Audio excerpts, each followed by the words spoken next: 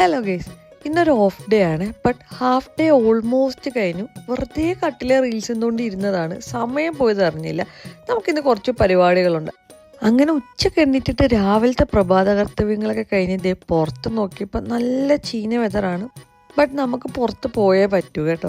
അങ്ങനെ ഇതേ തലേ ദിവസം വാങ്ങിച്ച കുറച്ച് ഫ്രൈഡ് റൈസും നൂഡിൽസും ഒക്കെ ഉണ്ടായിരുന്നു. അത് പെട്ടെന്ന് ചൂടാക്കി കഴിച്ചിട്ട് നമുക്കൊന്ന് പുറത്ത് പോയിച്ച് വരാവേ. ഇന്ന് എനിക്ക് പുറത്തു പോകാനായിട്ട് നല്ല മടിയുണ്ടായിരുന്നു കേട്ടോ. പക്ഷെ മടി പിടിച്ചിരുന്നിട്ട് ഒരു കാര്യമില്ലെന്ന് പറഞ്ഞു ഞാൻ തന്നെ എന്നോട്. ഇവിടെ വേറെ ആരും നമുക്ക് കാര്യങ്ങൾ ചെയ്തു തരാനില്ലല്ലോ, അതുകൊണ്ട് നമ്മൾ തന്നെ പോയേ പറ്റൂ.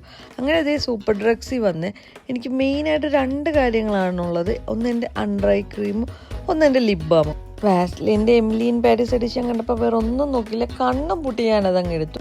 വീട്ടിൽ വന്ന് ഞാൻ റിജോട് പറഞ്ഞു ഞാൻ എമിലിയൻ പാരീസ് എഡിഷനാണ് വാങ്ങിച്ചതെന്ന് പറഞ്ഞപ്പോൾ എന്നോട് അതെന്താ ഇത് പാരീസിൽ മാനുഫാക്ചർ ചെയ്തതാണോന്ന്.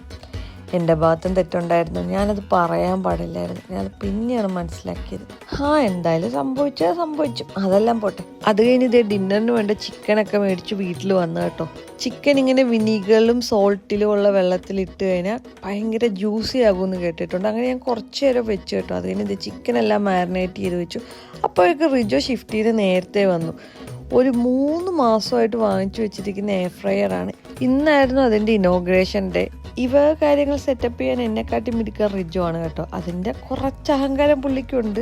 പിന്നെ കാര്യം കാണാൻ കൈതക്കാലും പിടിക്കണമെന്നാണല്ലോ. നമ്മുടെ കാര്യമൊക്കെ നടന്നു പോകണ്ടേ. അങ്ങനെ അവൻ്റെ ഉദ്ഘാടനമൊക്കെ കഴിഞ്ഞു കേട്ടോ. അളിയൻ അടിപൊളിയാണ്. ചിക്കനൊക്കെ നല്ല ജ്യൂസി ആൻഡ് ടെൻഡറായിട്ട് വന്നിട്ടുണ്ടായിരുന്നു കേട്ടോ. അതുകഴിഞ്ഞ് നമ്മളൊന്ന് പുറത്തു പോയി കേട്ടോ. റിജോ നേരത്തെ വന്നുകൊണ്ട് കുറച്ച് ടൈം കൂടുതലുണ്ടായിരുന്നു. അപ്പോൾ വെറുതെ ഒന്ന് നടന്നിട്ടൊക്കെ വരാമെന്നും പറഞ്ഞ് ഞങ്ങൾ 2 പേരും കൂടെ ഇറങ്ങിയപ്പോൾ ഫ്രണ്ടിനെ വഴി വെച്ചിട്ടുണ്ട്. പിന്നെ അവന് ഫുഡ് കഴിക്കാൻ ഒരു കമ്പനിയൊക്കെ കൊടുത്ത് കുറച്ച് നേരം അവിടെ ഇരുന്ന് കത്തിയൊക്കെ വെച്ചിട്ട് നമ്മൾ വീട്ടിൽ വന്നു കേട്ടോ. അപ്പോൾ അത്രേ ഉള്ളൂ, ബൈ.